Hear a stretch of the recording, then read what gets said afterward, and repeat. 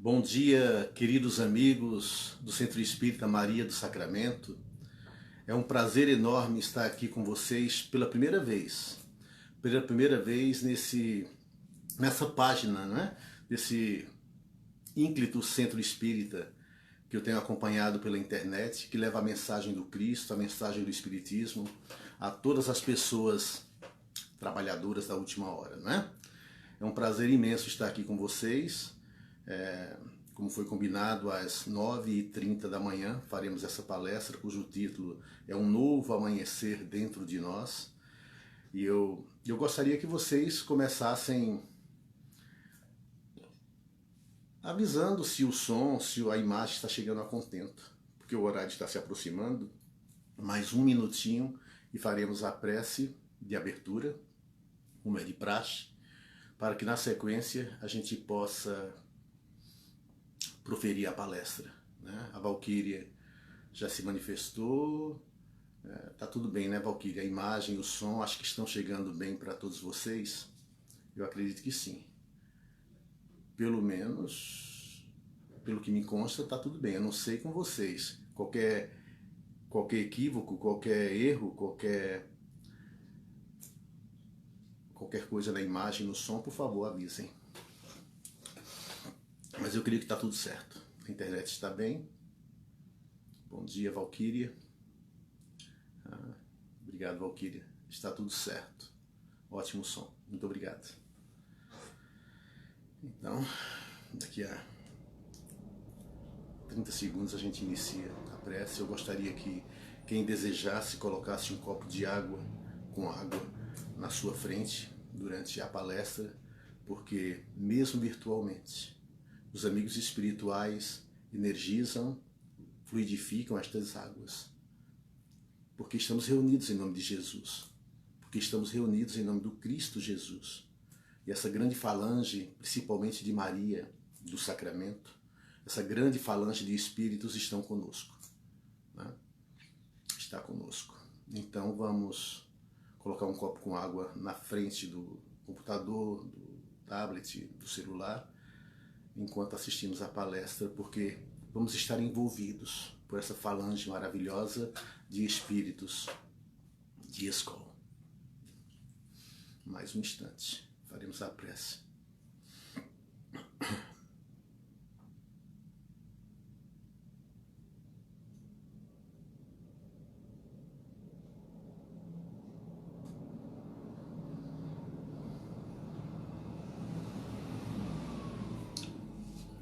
Vamos lá.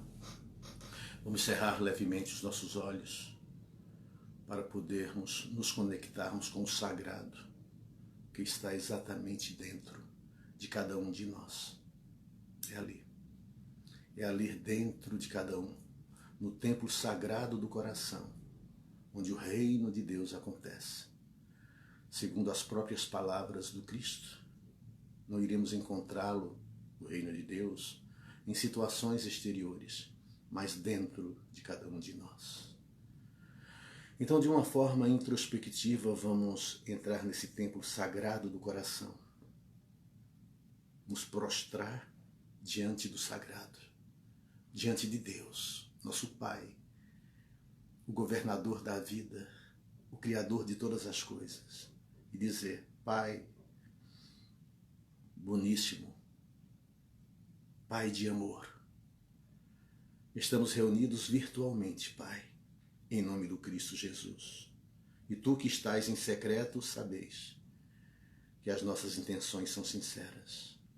Queremos ser discípulos de Jesus. E para isso contamos com o concurso, com o amparo, com o apoio dos benfeitores espirituais. Que tu permitas, Senhor Deus, que sejamos envolvidos por essa energia benigna que circunda todo o universo. Como é em nome do Cristo Jesus que estamos reunidos, temos certeza que Ele se fará presente em cada um de nós. E assim, sob as bênçãos de Deus e o amparo da espiritualidade, na presença sagrada do Cristo Jesus, pedimos licença para iniciarmos a palestra de hoje. Que assim seja, graças a Deus. queridas irmãs e queridos irmãos de Ideal Espírita, queridas irmãs e queridos irmãos do Centro Espírita Maria do Sacramento. O célebre escritor Paulo Coelho, em seu livro Contos do Alquimista, ele narra que o abade Teodoro foi procurado do mosteiro de Iceta por um peregrino do deserto, que lhe questionou: Abade Teodoro, eu conheço todas as teorias, eu conheço todos os ensinamentos que o Senhor ministra-nos para sermos verdadeiramente felizes, para chegarmos até Deus, para conquistarmos o sagrado que está dentro de nós. Eu conheço todas as teorias que o Senhor tem nos ensinado, mas, por mais que eu tente, eu não encontro forças.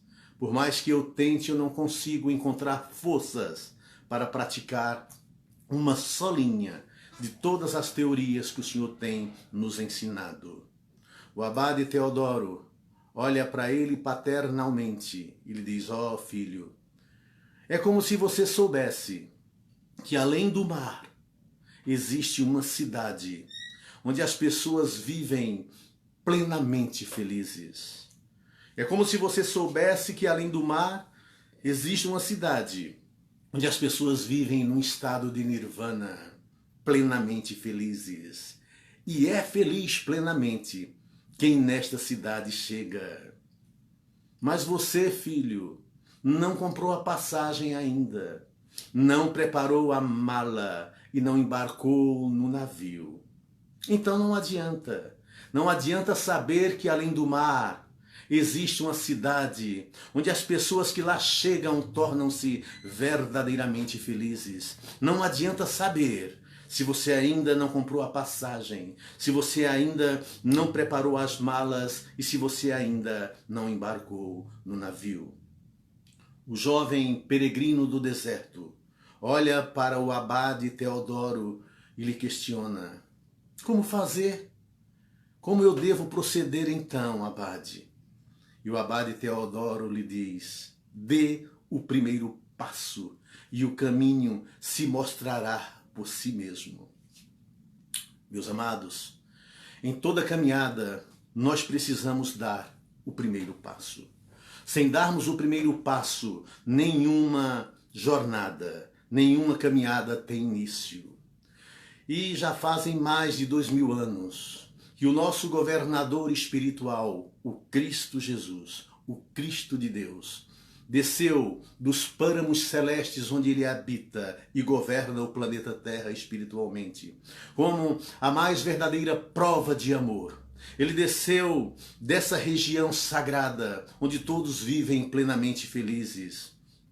Encarnou entre nós, e o Verbo se fez carne e habitou entre nós, para nos ensinar a amar. Já fazem mais de 2000 anos, e de 2000 anos para cá, todos nós estudamos os evangelhos, todos nós até às vezes sabemos de cor várias passagens do evangelho, sabemos todas as teorias que o Cristo Jesus nos ensinou, sabemos todas. E ainda dizemos para nós mesmos: não temos força, não conseguimos praticar. Alguns confrades nossos praticam todos esses princípios religiosos e sagrados durante uma única existência. E a gente, usando de uma pseudo-humildade para justificarmos-nos, a gente diz para nós mesmos ou para os outros: ah, mas ele é ele, eu sou muito insignificante espiritualmente, não tenho forças. Eu não tenho a força de um Chico Xavier. Eu não tenho a força de uma Irmã Dulce, de uma Madre Teresa de Calcutá. Ah, eles são muito mais elevados. Sim, certamente que eles são mais elevados do que nós outros. Mas nós precisamos nos esforçar. O caminho espiritual, eu tenho dito, é a senda do fio da navalha. É difícil permanecermos nele, porque é a porta estreita. A porta estreita que nos liberta dos sentidos físicos, que nos proporcionam prazeres efêmeros. A porta estreita, que é a porta cristã, que é a porta de Jesus. É difícil, Porque os nossos sentidos mais íntimos fazem com que a gente lute contra essa ideia de entrarmos pela porta estreita. Porque os sentidos físicos, paladar, visão, audição, tato e olfato, eles nos colocam em contato com os prazeres da matéria. E a gente deixa a desejar o sexto sentido, aquele sentido que nos coloca em contato com o sagrado, o sentido espiritual, aquele sentido que nos falta na pergunta número 11 de O Livro dos Espíritos. Nos falta um sentido para podermos compreender Deus um pouco melhor dentro de nós. Mas é preciso darmos o primeiro passo. Já fazem 2000 anos que falamos sobre o Evangelho do Cristo. Evangelho é boa nova, mas não temos forças ainda para praticarmos os seus ensinamentos. Outros avatares, outros mensageiros do Cristo vieram, dando-nos o exemplo de como se deve proceder, como esses ilustres nomes que eu acabei de proferir. Chico Xavier, Irmã Dulce, Madre Teresa de Calcutá, Santo Agostinho e tantos outros. Eles vieram nos falar como devemos proceder para sermos verdadeiramente felizes. Mas nós dizemos que não temos forças para praticarmos esses princípios. Então, da teoria à prática, há um abismo. Da teoria à prática, há uma distância incrível. Mas para que percorramos esta distância da teoria para a prática, a necessidade se faz mister que demos o primeiro passo, que desejemos sermos verdadeiramente discípulos do Cristo. Ele disse: os meus discípulos serão reconhecidos por muitos se amarem. Ele veio nos ensinar o amor. Ele não pediu grandes sacrifícios para nenhum de nós, mas para que nos amemos uns aos outros, como Ele nos amou. Mas por que é tão difícil? Por que é tão difícil amarmos o nosso semelhante como se ele fora nós mesmos? Por causa do egoísmo, daquele amor próprio em demasia, por causa daquele amor próprio que nós temos para conosco mesmo, que nos faz sentir o centro do universo, né? Então é esse amor próprio em demasia que faz com que nos amemos cada vez mais a nós mesmos e esqueçamos um pouco o nosso próximo. Mas o verdadeiro amor é aquele que faz com que saiamos de nós mesmos e caminhemos em direção do próximo. Esse é o verdadeiro amor. É o segredo para a vida futura ser feliz para nós, é essa: amar a Deus sobre todas as coisas e ao próximo como se fora nós mesmos. Não é difícil. Jesus só pediu que nos amássemos uns aos outros. Não precisamos dar o primeiro passo nesse sentido, de nos libertarmos do egoísmo, que faz com que durmamos espiritualmente. É preciso dar o primeiro passo no sentido de despertarmos para as verdades sagradas. É preciso darmos o primeiro passo para acordarmos a nossa essência divina, que permanece adormecida durante tanto tempo. Então ela precisa acordar. Ela precisa acordar espiritualmente para as verdades sagradas do Evangelho, para as verdades sagradas que o Cristo tem nos ensinado. Agora, não é necessário somente ter vontade. Eu tenho vontade de melhorar. Eu tenho vontade de ser uma pessoa melhorada espiritualmente. Não, porque a vontade, se ela não estiver envolvida com o desejo, ela não funciona direito para nenhum de nós. A vontade por si mesma, ela é meia inglória. Ela nos proporciona muitas coisas, não. Quando temos em nós somente a vontade. Também há uma distância entre a vontade e o desejo. É diferente. Por exemplo, eu tenho vontade de conhecer a Disneylândia. Eu tenho vontade. E daí? Eu tenho vontade. É uma coisa meia inglória. Agora, se eu tenho desejo, é diferente. O desejo nos impulsiona para frente, para o alto. O desejo, quando ele é forte, ele faz com que a gente faça de tudo para realizarmos. Então, a vontade por si só, ela é parada. Nós precisamos colocar na vontade o desejo. É a vontade e o desejo que vai nos impulsionar para frente e para o alto, né? O yoga Rama Krishna, ele conta uma seguinte parábola, que o aluno chegou para o mestre e disse assim: mestre, eu quero conhecer os segredos da verdadeira virtude, eu quero crescer espiritualmente, conhecer todas as virtudes sagradas para praticá-las. Então o mestre o convidou para ir até um rio. Pediu para que ele entrasse junto com ele até um pouco dentro do rio, ali onde a água dava na cintura de ambos. E o discípulo entrou no rio junto com o mestre de sabedoria. Chegando ali na altura, que a água dava na altura do umbigo, da cintura mais ou menos, dos dois, o mestre pegou ele pela cabeça e o colocou dentro da água e segurou. E segurou ali mais ou menos por 1 minuto. Quando de repente o jovem discípulo começou a se debater. Começou a se debater porque começou a lhe faltar o ar. E ele firme, continuou segurando. E segurou ali por mais 1 minuto mais ou menos. E no final do 2º minuto, ele levantou o discípulo que ofegante, que fazendo grande esforço para buscar o ar, disse: o Senhor quis me matar. Ele esperou que o discípulo se acalmasse. E disse: não, eu não quis matá-lo, porque se eu o quisesse, você não estaria mais aqui comigo.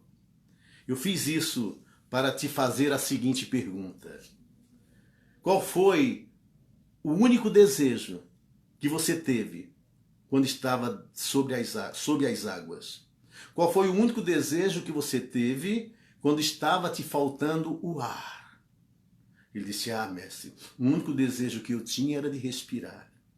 O único desejo que eu tinha era respirar. Senão eu morria.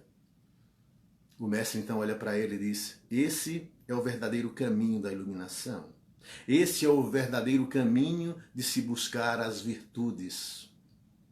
De se buscar as virtudes. Quando temos dentro de nós um único desejo, e morremos quando não conseguimos realizá-lo. Então, meus amados, essa pequena parábola nos mostra que temos que ter o desejo de sermos cristãos. Precisamos ter o desejo de seguirmos as pegadas do Cristo. Precisamos desejar isso como algo, como o ar que respiramos. Porque é isso que vai ficar. É a prática dessas primícias que vai nos fazer felizes na vida futura. Nós sabemos disso. Então precisamos vencer o orgulho e o egoísmo. Precisamos despertar para essas verdades. E a literatura espírita é cheia desses ensinamentos. Fazer reforma íntima, andar nas pegadas do Cristo, para sermos verdadeiramente felizes. Mas a gente diz que não tem força, não temos força por causa do orgulho e do egoísmo.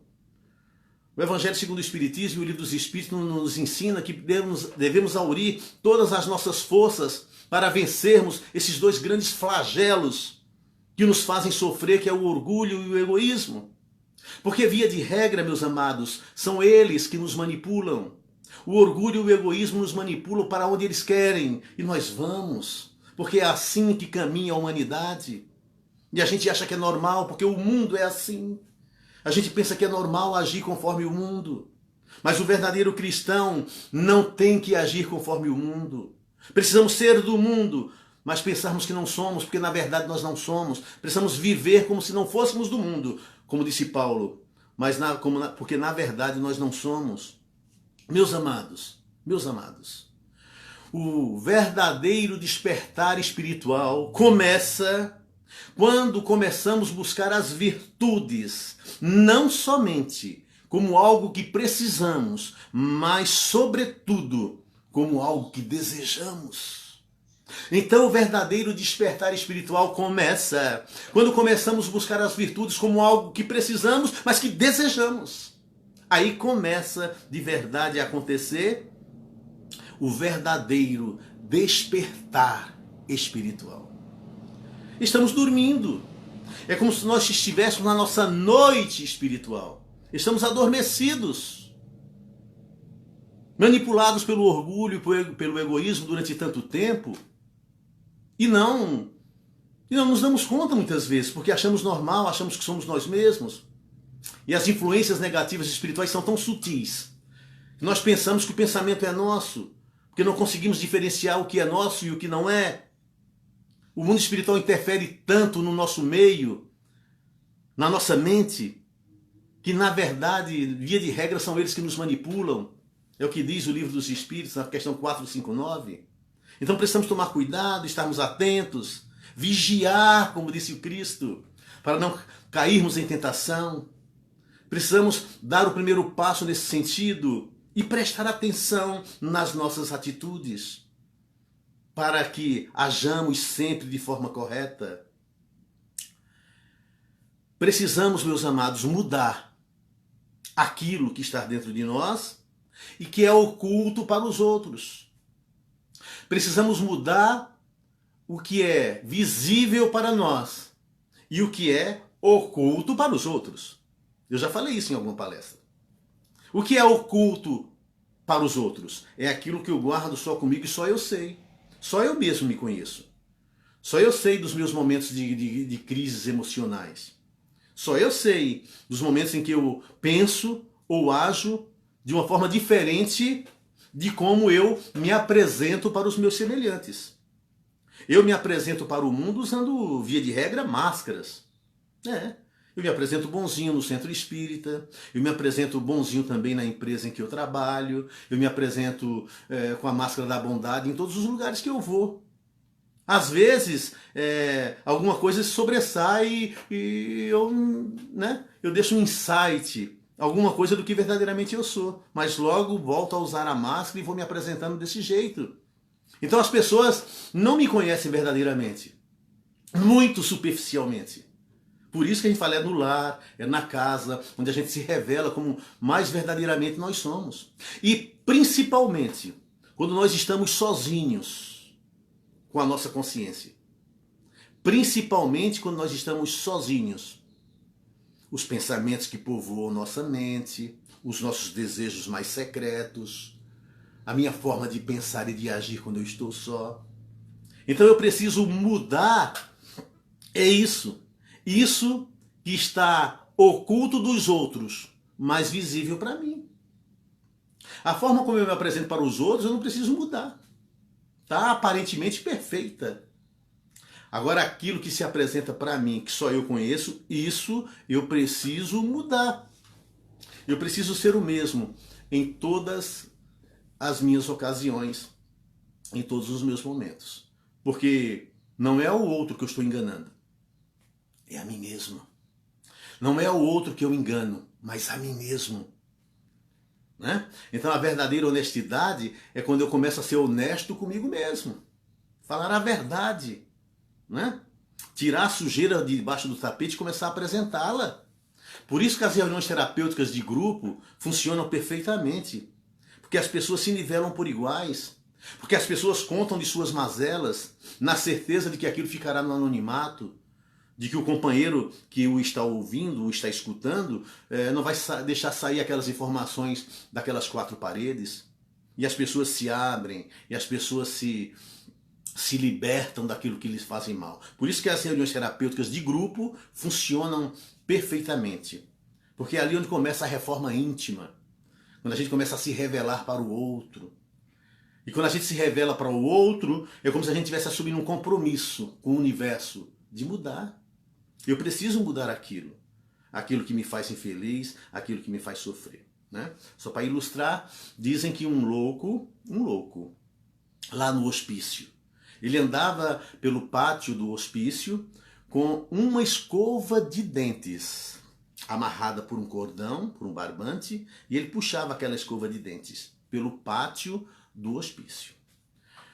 Andava puxando com um cordão aquela escova de dentes pelo pátio, quando se encontrou com o diretor do hospício, da instituição de tratamento mental, olhou para ele e disse: "E aí, José, passeando com seu cachorrinho?"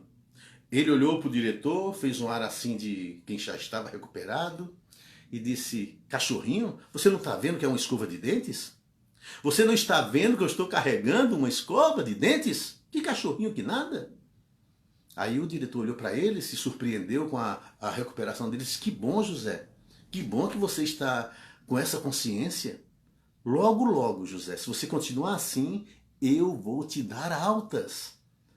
E se despediu dele e se afastou. E quando se afastou, José olhou para a escova de dentes e disse assim: tá vendo, Totó? Enganamos ele direitinho. É mais ou menos assim que a gente se apresenta, querendo enganar os outros, quando a nossa realidade é outra. É outra. Então eu preciso começar a analisar aquilo que está oculto para os outros, mas que não é oculto para mim. E só eu sei. E eu não sei muito, porque verdadeiramente somos ilustres desconhecidos de nós mesmos.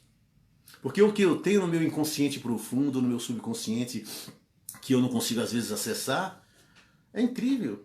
Mas o que eu vou conseguindo acessar, o que vai se manifestando para mim, eu preciso colocar o que eu digo sempre em minhas palestras, uma prática que se chama morte em marcha. Morte em marcha? Sim. O que é morte em marcha? É eu matar a mim mesmo.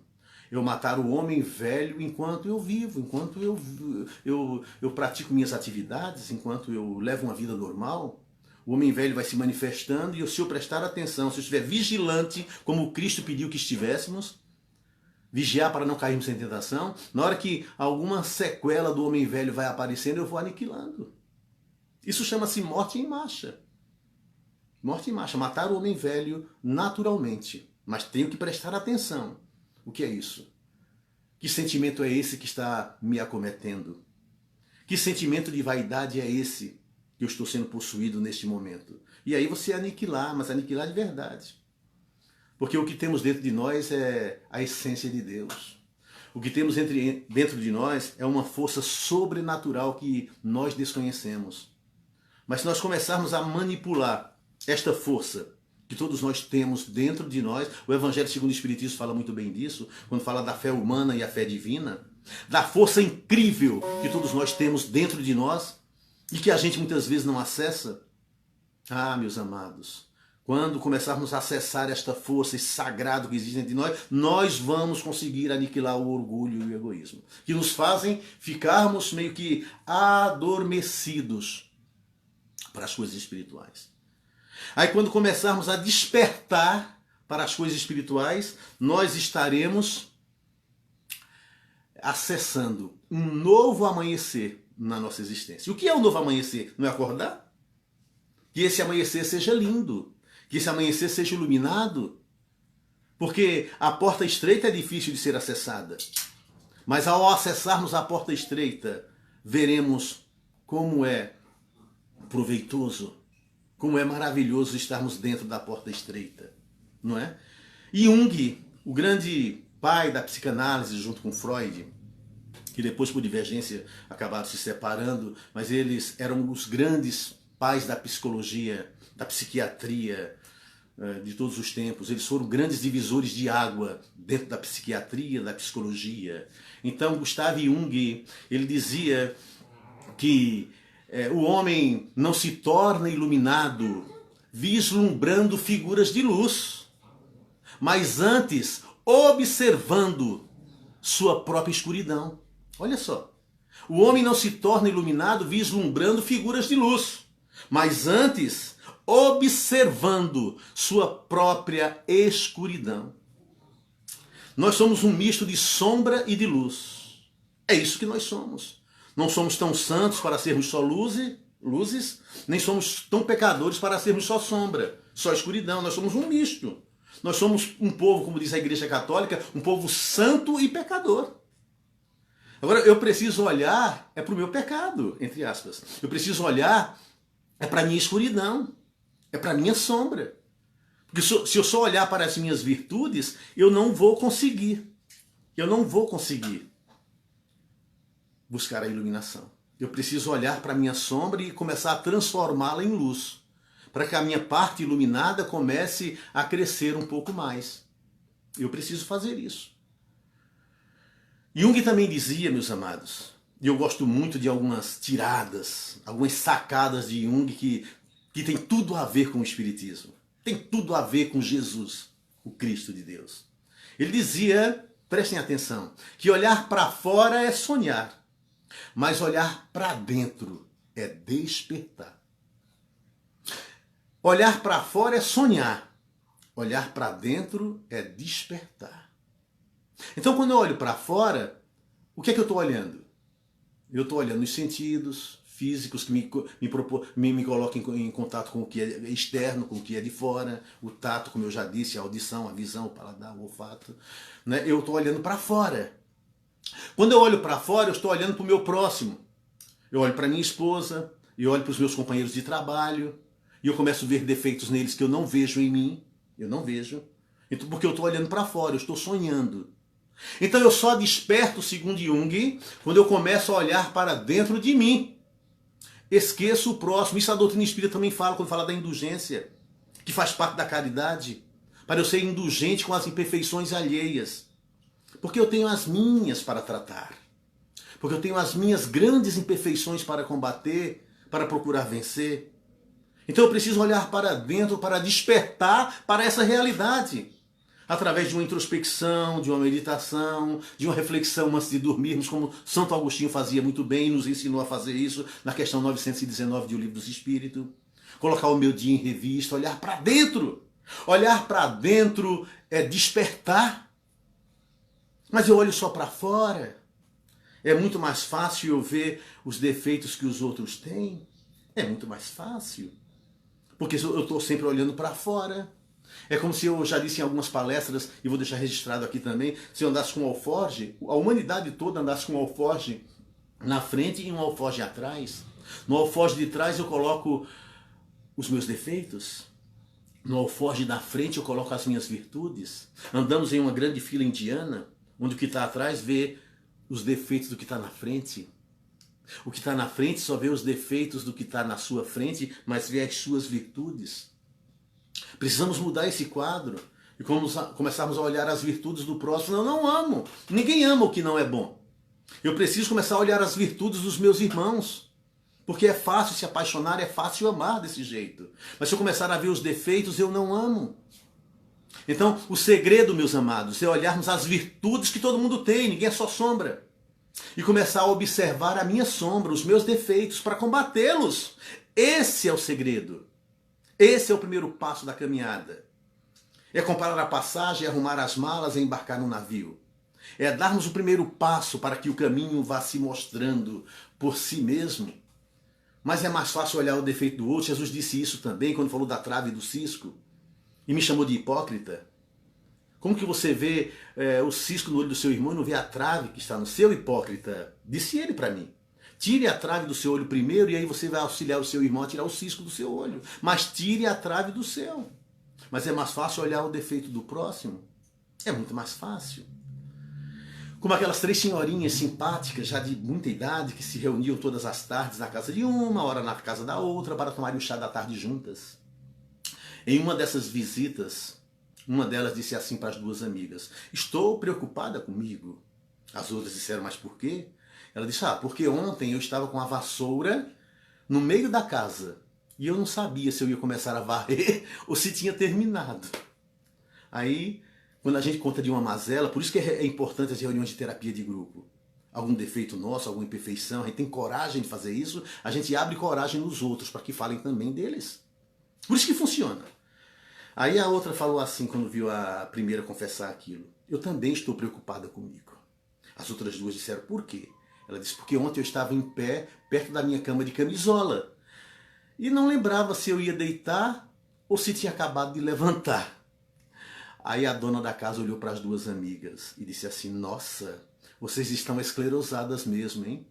Ainda bem que não estou como vocês, isola. E bateu na madeira 3 vezes. Ato contínuo, falou assim: espera aí que eu vou ver quem está batendo na porta. Entenderam? Então quem estava pior? Quem estava mais esclerosadas? Era a dona da casa. Mas é mais fácil ver o defeito dos outros. É muito mais fácil ver o defeito dos outros, porque estamos meio que adormecidos espiritualmente. Paulo escreve lá aos Romanos no capítulo 13, no versículo 11, e fala: eis que chegou a hora de despertarmos do sono em que nos encontramos. Interessante isso.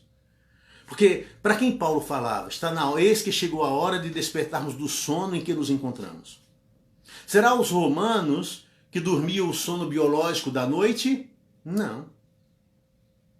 Depois lá para o Efésios capítulo 5, versículo 14, ele fala assim: desperta, ó tu que dormes, levanta-te de entre os mortos e o Cristo te iluminará. Efésios 5,14. Desperta, ó tu que dormes, levanta-te de entre os mortos e o Cristo te iluminará. Para os efésios que dormiam à noite, não. Qual? Os mortos. Desperta de entre os mortos. Os do cemitério, também não. Porque naquela época do Cristo, meus amados, uma pessoa era considerada morta, entre aspas, aquela que estava afastada dos caminhos de Deus. Aquelas que estavam afastadas da religiosidade, da espiritualidade, da espiritualização. Por isso que o peregrino sagrado Jesus de Nazaré despertou vários mortos. Despertou entre aspas.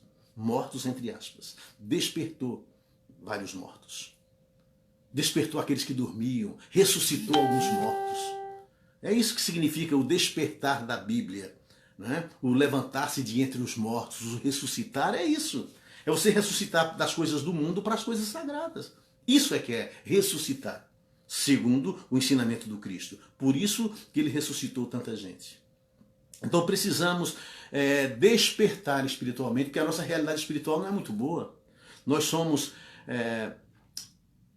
97% de essência divina, porque somos filhos de Deus, somos filhos da luz, engarrafada no ego, no orgulho, no egoísmo. E somente 3% dessa essência está livre. Essa que está se manifestando agora para vocês, esse perfil psicológico que Jesus se apresenta, é 3% de essência livre, porém adormecida. Olha só, o nosso quadro espiritual é grave. Então precisamos despertar pelo menos esses 3% para despertando essa força incrível que todos nós temos em nós, que o Evangelho segundo o Espírito fala de fé divina, fé racional e fé divina. A gente vai ter força suficiente para irmos despertando boa parte daquela essência nossa que está engarrafada no ego. E como é que se faz isso? Praticando coisas boas. Aquilo que eu praticava de errado, eu começo a praticar o bem. Eu vou transformando sombra em luz. Vou transformando água em vinho. Vou transformando, como Jesus fez. Dentro de mim.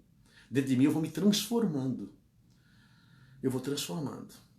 Eu não vou encarar meus defeitos de frente, porque eles são poderosos. Eles são milenares. Eles não querem morrer. Então eu deixo meus defeitos quietos e começo a desenvolver virtudes, acender a luz dentro de mim.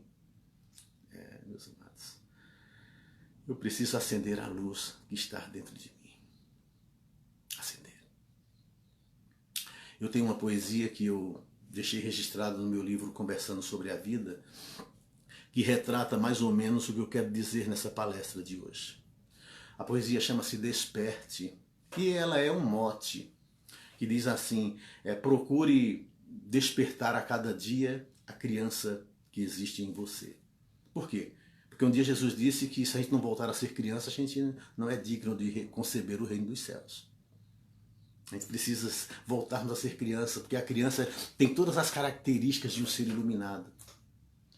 A gente precisa não guardar ressentimentos, rir das adversidades, perdoar. A gente precisa voltar a ser criança no sentido espiritual. E Jesus disse isso. Por isso que eu escrevi Desperte, cujo tema é procure despertar a cada dia a criança que existe em você. E diz assim: buscai em ti mesmo a verdade. Procure andar pelos trilhos do amor. Acenda sua luz interior e cultive sempre a humildade. Desse jeito, a felicidade tomará conta do seu ser. Você pode e deve combater o orgulho, flagelo que judia. Procure despertar a cada dia a criança que existe em você. Se liberte dos ressentimentos, pois a mágoa só fere e só maltrata. Se liberte daquilo que te mata e desenvolva só bons pensamentos. Dessa forma, nobres sentimentos tomarão conta do seu ser. Você pode e deve combater um orgulho, flagelo que judia. Procure despertar a cada dia a criança que habita em você. Viva para vencer o homem antigo. Velhos hábitos elimine de sua vida e desperte a criança adormecida que permaneceu sempre contigo. Se quiser ter amigos, seja amigos. Seja amigo, desenvolva o ser mais que o ter. Tenha sempre a alegria de viver. Viva sempre com o bem em harmonia. Procure despertar a cada dia a criança que dormita em você. Então, a cada dia, precisamos dar o primeiro passo. A cada dia, nós precisamos despertar essa criança. A cada dia. É para isso que vivemos. É para isso que Deus nos proporciona toda a alvorada, todo um sol que desabrocha todas as manhãs. É por isso que Deus nos proporciona o dia de hoje, que se chama presente, porque é uma dádiva. É para isso que vivemos, meus amados. É por isso que vivemos. Para crescermos espiritualmente. Porque há mais de 2000 anos, como eu disse no começo, nós lemos e relemos o Evangelho do Cristo. Mas não conseguimos dar o primeiro passo no sentido da prática. Então precisamos sair da teoria e caminharmos na direção da prática. Este caminho é o mar que nos separa. É o mar cujo além dele existe uma cidade onde as pessoas vivem verdadeiramente felizes. Como disse o abade Teodoro, precisamos fazer alguma coisa para sairmos da teoria, porque os únicos beneficiados seremos nós mesmos. Então precisamos fazer isso. Não é fácil, mas não é impossível. Tantos deram o exemplo de que podem, que podemos fazer isso. Tantos. Então precisamos, meus amados, fazermos exatamente isso. Temos exemplos. Temos exemplos ao longo da história de seres iguais a nós, que conseguiram despertar a consciência para um novo amanhecer dentro deles. Tantos.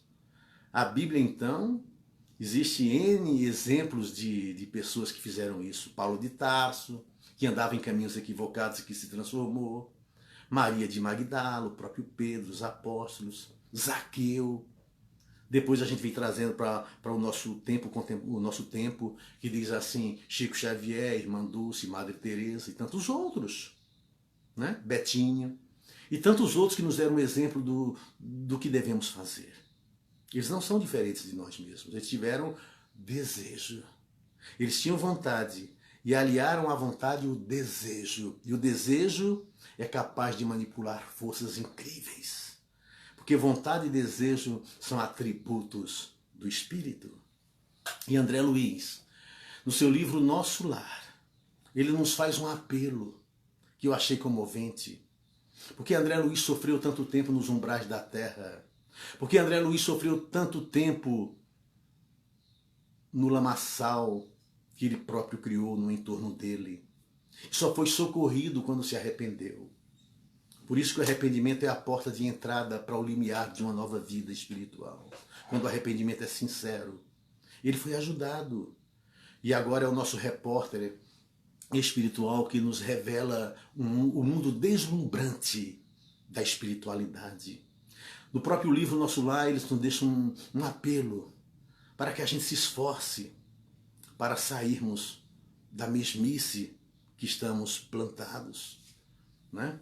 Para despertarmos para essa realidade, para sairmos do casulo do egoísmo onde estamos plantados, para florescermos aonde nós estamos. André Luiz deixa-nos um apelo que eu quero encerrar essa live com ele, para que ele fique ecoando em nossos ouvidos, principalmente no meu, porque os ouvidos mais próximos da minha boca são os meus.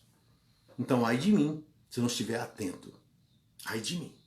Então, André Luiz, em uma página memorável do livro Nosso Lar, ele diz: ó, irmãos da terra, quantas lágrimas vocês poderiam evitar com o cultivo dos campos internos do coração.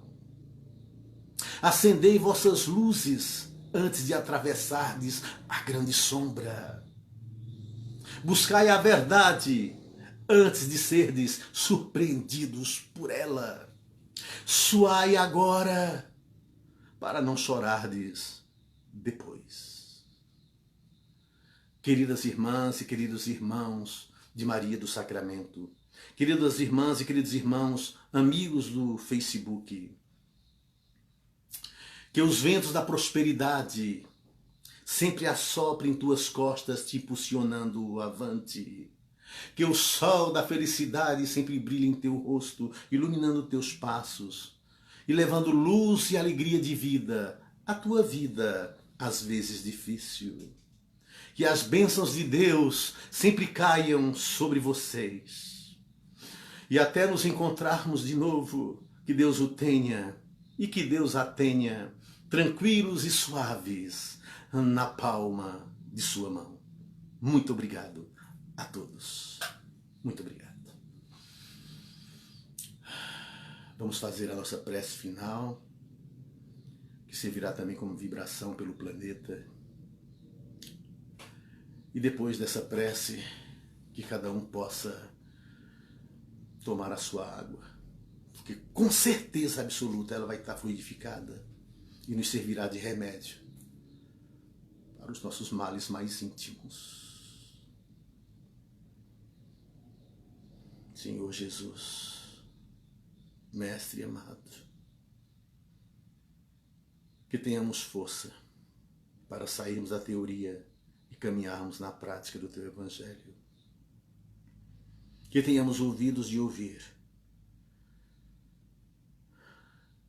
os nossos mentores espirituais, que trabalham tanto para nos intuir no caminho do bem, e que tenhamos a força de um Paulo de Tarso para praticarmos estes ensinamentos sagrados. E eu quero lembrar agora a poesia magistral do meu amigo Victor Romano, quando escreveu Vibração de Amor. Senhor, abençoe as crianças, que são a esperança de um mundo melhor. Proteja o homem do campo que sustenta o país derramando suor. Senhor, dê paciência que sofre nos leitos dos hospitais. Senhor, mande a luz do teu brilho, perdoe os seus filhos que erram demais. Senhor, protegei os velhinhos que pelos caminhos vão lentamente, chorando, implorando a visita dos filhos ingratos que estão ausentes. Senhor, dê conforto e alívio àqueles que choram de frio e de fome. Senhor, equilibre a justiça para que ela exista para todos os homens. Senhor, é tão grande a beleza que a Mãe Natureza tem para oferecer. Senhor, proteja a cidade e a capacidade que temos de nos rejuvenescer. Senhor, tire o mundo do abismo. Não deixe o egoísmo por tudo a perder, Senhor. Senhor, Criador do Universo, te peço em meus versos a paz mundial. Socorro aos homens aflitos que estão em conflito entre o bem e o mal. Senhor, de bondade infinita, perdoe os que brincam com teu amor profundo. Senhor, tenha pena da terra. Não deixe que a guerra destrua o mundo. Meu Deus, tenha pena da terra. Não deixe que a guerra destrua o mundo. E Deus, nosso Pai, nos abençoe abundantemente. Fiquem em paz. Fiquem na paz do Cristo, meus irmãos.